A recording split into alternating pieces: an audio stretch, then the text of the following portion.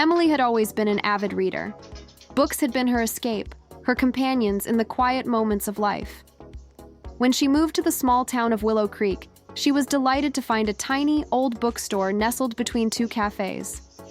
The shop was dusty, its wooden shelves creaking under the weight of forgotten stories, but there was something magical about it. The shopkeeper, an elderly man with a thin white beard and glasses perched on the end of his nose, welcomed Emily with a warm smile. "Welcome to my little corner of the world," he said, his voice as gentle as the rustling of pages. Emily wandered through the aisles, running her fingers over the worn spines of the books. One particular book caught her eye, a thick, leather-bound tome with no title on the spine. It was tucked away in a corner, hidden behind several other books. Curiosity tugged at her, and she pulled it from the shelf, its weight surprising her. She opened the first page, only to find it completely blank. "How strange," Emily murmured to herself.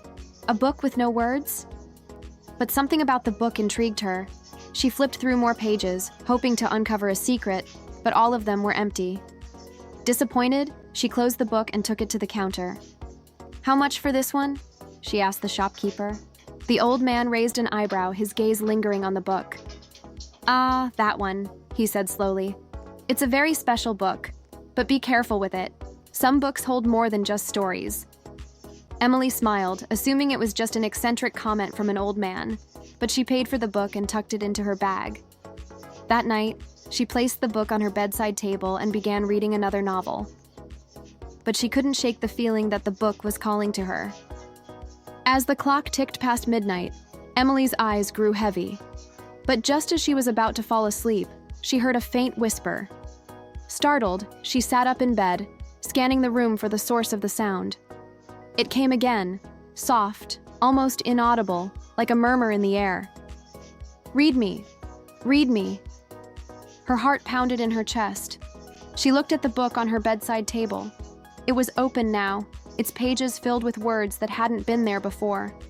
The words seemed to move, twisting and shifting as if the book itself was alive. Emily hesitated, her fingers hovering above the pages. Slowly, she began to read aloud, and as she did, the room seemed to grow darker, colder. The words on the page came to life, swirling around her in a whirlwind of sound and light. Suddenly, a figure emerged from the pages of the book. It was a tall, shadowy silhouette, its features obscured by the swirling mist of the words. Emily gasped, her breath catching in her throat. The figure reached out a hand toward her, and the air crackled with energy. "You've awakened me," the figure said in a voice that echoed through her mind. "I am the keeper of stories. You have unlocked the gateway."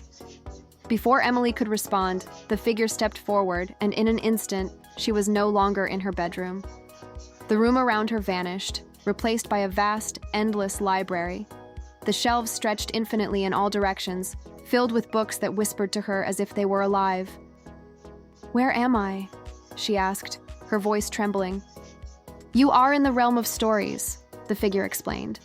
"This is where all books come to life. Every story ever told exists here, and now you are part of it." Emily looked around in awe. She could hear the faint murmur of hundreds of stories, each one vying for her attention. The books around her seemed to pulse with life, their pages rustling as if they were eager to be read. "But how did I get here?" she asked. "The book you found is no ordinary book," the figure said. "It is the doorway between our worlds. Only those who truly understand the magic of stories can awaken it. You've been chosen, Emily." Emily felt a surge of excitement and fear. She had always dreamed of being part of the stories she loved. But now, standing in this incredible place, she wasn't sure if she was ready. "The book has chosen you to be its storyteller," the figure continued. "You have the power to shape the stories, to create new worlds and adventures. But you must remember, the stories you create here don't just stay in this world. They will follow you back." Emily took a deep breath. She was both terrified and exhilarated. "What happens if I stop writing?" The figure's eyes glowed with an eerie light. "If you stop, the stories will fade. But if you continue, you will shape reality itself. Every choice you make here will ripple out into the world you left behind." With that, the figure disappeared, and Emily was left standing alone in the endless library. She walked to a nearby shelf, running her fingers over the spines of the books. Each one felt like a universe waiting to be explored. She picked up a book, and the moment she opened it, the words appeared on the page. She began to write, her hand moving faster than she could think, as if the story were writing itself. The room around her seemed to come alive with the flicker of light, and for the first time, Emily felt the weight of her own power. She could hear the whispers of the books urging her on, but in the back of her mind, she knew that whatever she wrote would be more than just a story. It would be a part of her world. And so, Emily continued to write, creating stories that intertwined with reality itself, never knowing where the next page would take her, but always knowing that the book would be there, waiting for her to return. That is the end of this story. Here is another one. Arthur had always been fascinated by old things. The older, the better. The stories they held, the mystery that came with their age, were like a treasure to him. One afternoon, while browsing through an estate sale, Arthur found a small, tattered book that caught his eye. It was bound in dark leather, its pages yellowed with time. It had no title, only a strange symbol embossed on the cover. Intrigued, he purchased the book and took it home. As soon as he sat down with it, he felt a strange energy in the air, something that made the hairs on the back of his neck stand up. The book was unlike any he'd ever seen. As he flipped through the pages, there were no words, only images, flickering pictures that seemed to move. Arthur, unable to resist, began reading aloud the strange script that appeared on the first page. As he did, a wind seemed to stir in the room. The air grew thick, and the book trembled in his hands. Suddenly, a figure appeared before him, materializing from the swirling pages of the book. It was a woman, dressed in ancient clothing, her eyes glowing with an eerie light. She smiled at him, and her voice echoed in his mind. "You've awakened me," she said, her voice sweet but haunting.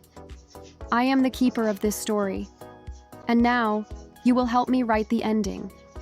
The book pulsed in Arthur's hands, its pages turning on their own as the woman began to walk toward him.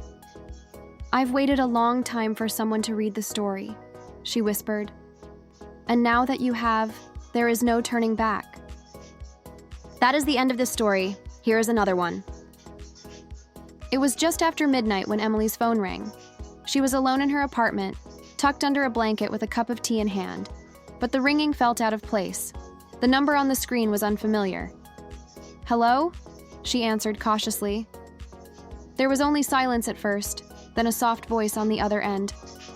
"I know what you did." Emily's heart skipped a beat. "What? Who is this?" "You don't remember, do you? You should have listened." The voice was chilling, but before she could respond, the line went dead. Her mind raced. What was this about? She tried calling back, but the number had already disappeared. Just as she was about to shake it off, she glanced at the clock. It was exactly the same time she'd received a strange message years ago, one she had long since forgotten. The phone rang again. She answered, but this time there was no voice, just a faint whisper. "It's not over." That is the end of today's stories. Enjoy your last bit of the video. Stay tuned for more episode, and thank you for watching.